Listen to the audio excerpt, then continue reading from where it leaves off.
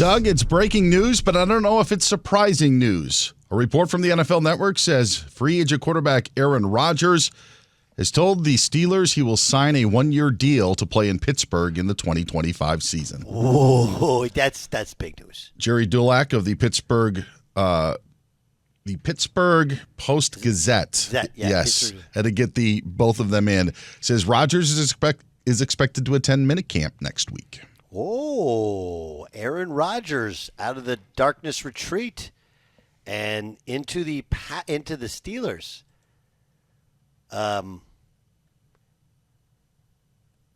Jay Stu, give me the one word to describe your emotion when you hear that. Very predictable. That's my emotion. That's your emotion? Yeah. Oh, I'm actually surprised. You know why? What do you always say that you root for? What do you root for in your job? What do you root for? I root for chaos, discomfort. I root for content. Content. Aaron Rodgers in the NFL. Aaron Rodgers with the Pittsburgh Steelers. Aaron Rodgers no showing and not telling anybody until now, and then early June be like, yep, going to play for the Steelers. Does that fit the bill? Yeah, Aaron Rodgers is great content. Right, exactly. So we're rolling on this, so we'll put this on social media, okay? That you will have people say 100 different takes on Aaron Rodgers playing this year for the Steelers. Here's the only one that matters, okay? And it's not because I'm saying it. I'm saying it because it's the take that matters. This is phenomenally good news. It doesn't mean the Steelers are going to win the Super Bowl. Doesn't even mean they make the playoffs. Doesn't mean they'll have a great season. What it does mean is, how can you not pay attention to the Steelers? And in the Steelers' defense, they've gone how many years without quality quarterback play? It doesn't mean Aaron Rodgers is going to be vintage or even end of last season Aaron Rodgers. He may stink. But it makes sense because he was the best possible option for a team that just needs a quarterback. Okay. He's now going to play for another historic franchise, Packers being one, Steelers being the next. I don't view the Jets as a historic franchise, despite the fact they pulled off what's deemed to be the biggest upset in Super Bowl history. But more than anything, it's awesome.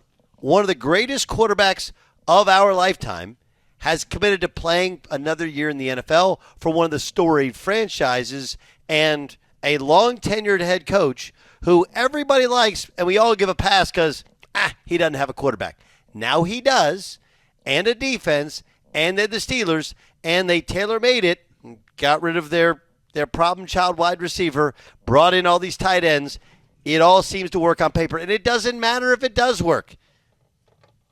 Because if you can't be great, at least be interesting, and the Steelers are interesting. Have you looked at I don't love schedule watching, as we know, but there are two that pop up on that schedule for the Pittsburgh Steelers which feel very delicious to take a bite out of.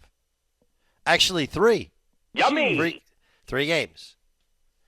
They open the season in New York or in Jersey against the Jets. The fourth game of the season is in Pittsburgh against the Vikings. And after the bye week and a couple more games, right? I think they're in this game 7, week 8, Sunday Night Football. They take on the Green Bay Packers. So whether or not the Steelers win or lose doesn't matter to any of us, and definitely doesn't matter to the NFL. The NFL won today, kids. They won today. And they won today in no small part because look at the games. CBS gets the Jets game. I think that game, the Vikings game is not in Pittsburgh, right? It's somewhere else. Dublin, Vikings Ireland. Game is, against the Vikings in Ireland. The Ireland and so the NFL Network wins on that one. And why is it? It's one. Because that's the Vikings, the team that he reportedly wanted to play for, right? And then the Packers is NBC. Everybody wins.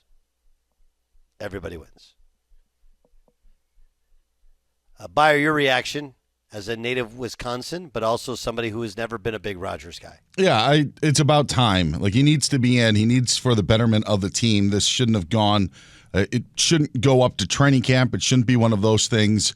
I thought he should have been there prior. I think he should have been there these last couple of weeks. I know he has done throwing sessions, but I at least will give him a tip of the cap to be like, all right, let's see it. Let's do work, and he's going to be doing work in June.